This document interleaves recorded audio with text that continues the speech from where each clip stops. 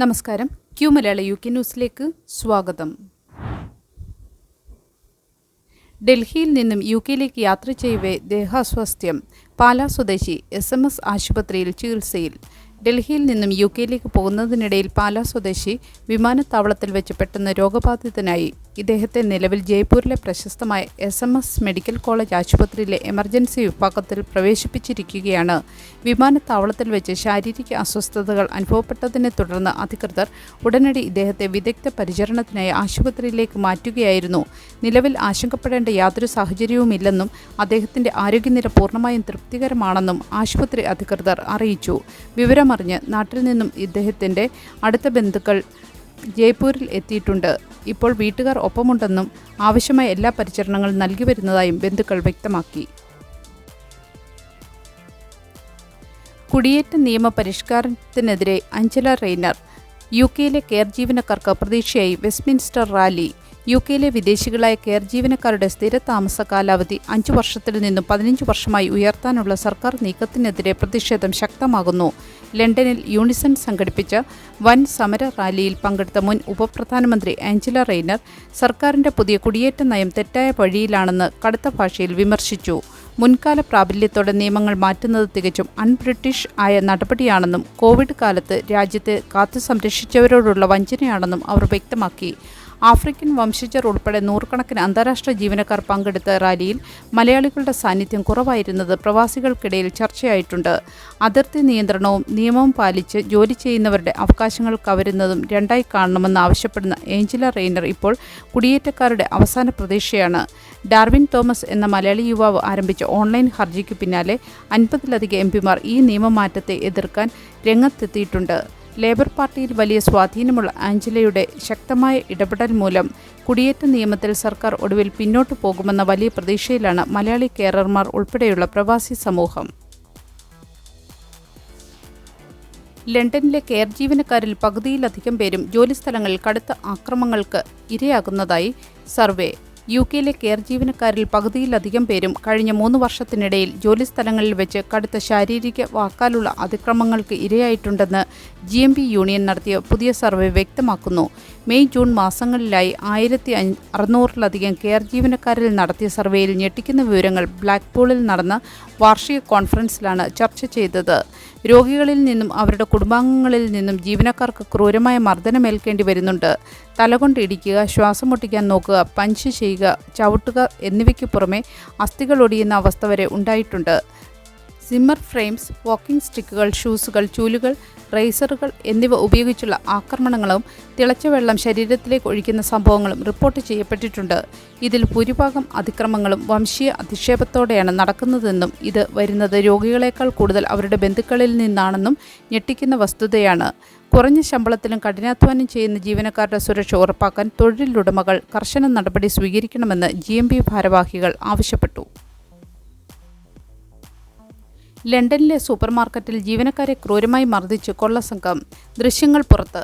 North ലണ്ടനിലെ ഫിൻസ്ബറി പാർക്കിലുള്ള പ്രമുഖ സൂപ്പർമാർക്കറ്റായ ലിഡിൽ സാധനങ്ങൾ മോഷ്ടിക്കാനെത്തിയ സംഘം കടയിലെ ജീവനക്കാരെയും സുരക്ഷാ ജീവനക്കാരനെയും ക്രൂരമായി മർദ്ദിക്കുന്ന ദൃശ്യങ്ങൾ പുറത്തുവന്നു. 7 സിസ്റ്റേഴ്സ് റോഡിലുള്ള കടയിൽ ചൊവ്വാഴ്ച വൈകിട്ടാണ് നാടിനെ നടുക്കിയ ഈ സംഭവം അരങ്ങേറിയത്. സാധനങ്ങൾ മോഷ്ടിക്കുന്നത് തടയാൻ ശ്രമിച്ച 30-കാരനായ ജീവനക്കാരനെയും 20-കാരനായ സെക്യൂരിറ്റി ഗാർഡിനെയുമാണ് 4 കൗമാരക്കാരുടെ സംഘം കൂട്ടം ചേർന്ന് ആക്രമിച്ചത്.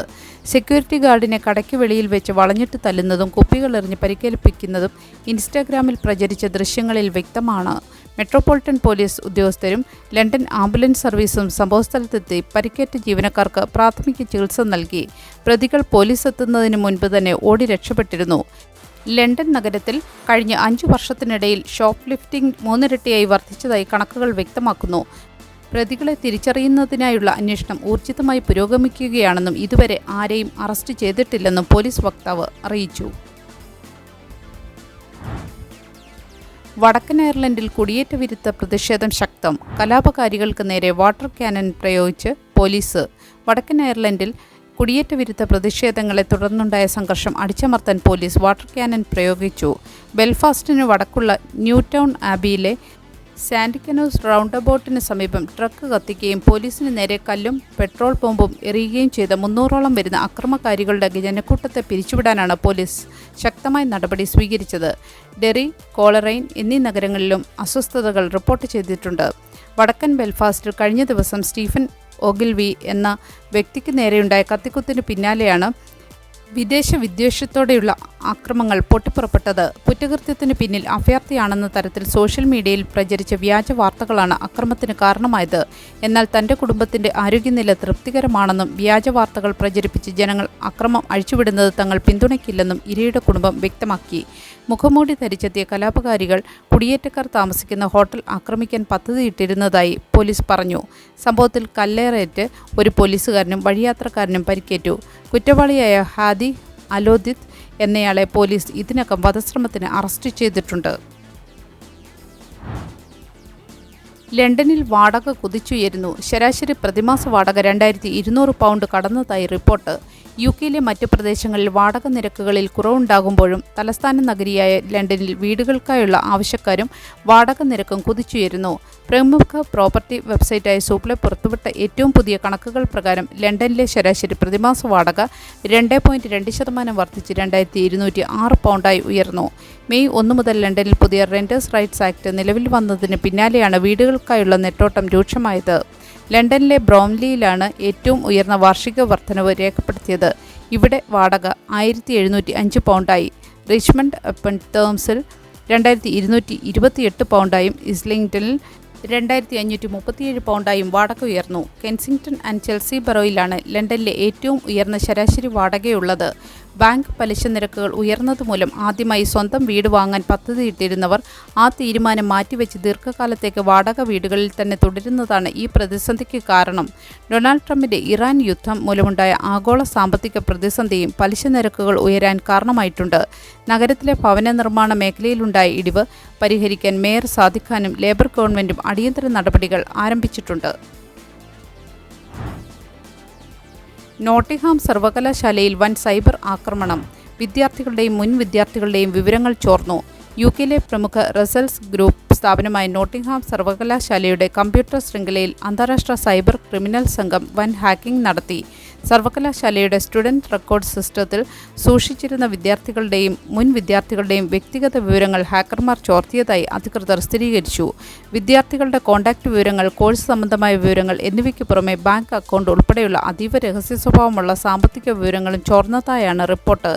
ഈ സൈബർ ആക്രമണത്തെക്കുറിച്ച് അന്വേഷിക്കാൻ സർവകലാശാല IT വിദഗ്ധരുടെ നേതൃത്വത്തിൽ വിപുലമായ ഫോറൻസിക് അന്വേഷണം ആരംഭിക്കുകയും താൽക്കാലികമായി ബാധിക്കപ്പെട്ട കമ്പ്യൂട്ടർ സിസ്റ്റങ്ങൾ ഓഫ്ലൈനിലേക്ക് മാറ്റുകയും ചെയ്തു. ഡേറ്റ ചോർച്ചയുമായി ബന്ധപ്പെട്ട് വിദ്യാർത്ഥികൾക്ക് ഉണ്ടാകാനിടയുള്ള ആശങ്കകൾ പരിഹരിക്കാൻ പ്രത്യേക ഹെൽപ്പ് ലൈൻ ആരംഭിച്ചിട്ടുണ്ട്. തങ്ങളുടെ ബാങ്ക് അക്കൗണ്ടുകൾ നിരീക്ഷിക്കാനും യൂണിവേഴ്സിറ്റി സിസ്റ്റവുമായി ബന്ധിപ്പിച്ചിട്ടുള്ള പാസ്വേഡുകൾ അടിയന്തരമായി മാറ്റാനും വിദ്യാർത്ഥികൾക്ക് നിർദ്ദേശം നൽകി. സംഭവത്തിൽ സർവകലാശാല അധികൃതർ ഔദ്യോഗികമായി മാപ്പ് അപേക്ഷിക്കുകയും വിഷയം action fraud information commissioner office എന്നിവരെ അറിയിക്കുകയും ചെയ്തു. നല്ലൊരു ദിവസം ആശംസിച്ചുകൊണ്ട് ഈ വാർത്താ ബുള്ളറ്റിൻ ഇവിടെ പൂർണ്ണമാകുന്നു. എല്ലാ ദിവസവും ക്യൂ മലയാള UK ന്യൂസിൽ നിന്നുള്ള വാർത്താ അപ്ഡേറ്റുകൾക്കായി കാത്തിരിക്കുക. നോട്ടിഫിക്കേഷനുകൾ ലഭിക്കുന്നതിന് ബെല്ലൈക്കൺ എനേബിൾ ചെയ്യണമെന്നും ഫേസ്ബുക്ക്, ഇൻസ്റ്റാഗ്രാം, യൂട്യൂബ് എന്നിവയിലൂടെ ക്യൂ മലയാള UK ന്യൂസ് ഫോളോ ചെയ്യണമെന്നും അഭ്യർത്ഥിക്കുന്നു.